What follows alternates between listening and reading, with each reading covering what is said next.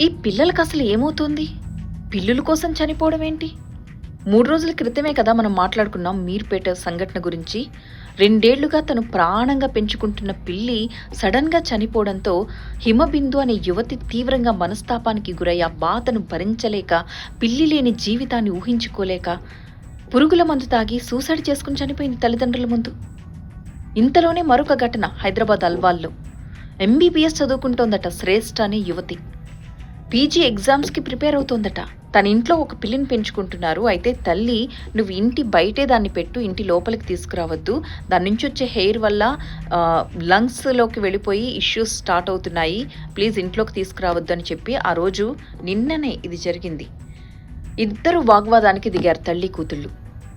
దీంతో తన పిల్లిని ఇంట్లోకి రానివ్వకపోతే నేను కూడా ఇంట్లో ఉండనని చెప్పి ఆమె గదిలోకి వెళ్లి తలుపేసేసుకుని ఉరివేసేసుకుంది, హ్యాంగ్ చేసేసుకుంది.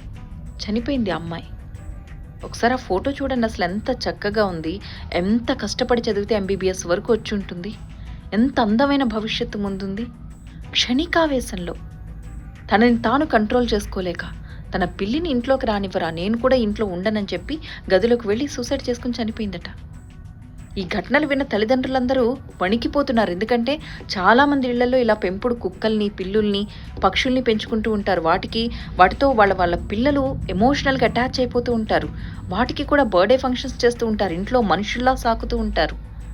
మరి ఇంత సెన్సిటివ్‌గా పిల్లలు వాటి పట్ల ఉంటే ఎంత భయపడిపోతారు పేరెంట్స్?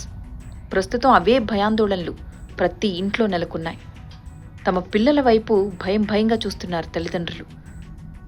వీటి వల్ల వాళ్ళకి ఎలాంటి ప్రమాదం ముంచుకొస్తుందో అని చెప్పి, ఆ బాండింగ్ ఎలా కట్ చేయాలి అని చెప్పి. పెంచుకోవచ్చు పెంపుడు జంతువుల్ని, కానీ ఇలాంటి సంఘటనలు చూస్తుంటే మన పిల్లలు జాగ్రత్త అని చెప్పాల్సి ఉంటుంది. ఆ కుటుంబం తీవ్రమైన విషాదంలో మునిగిపోయింది ఇప్పుడు.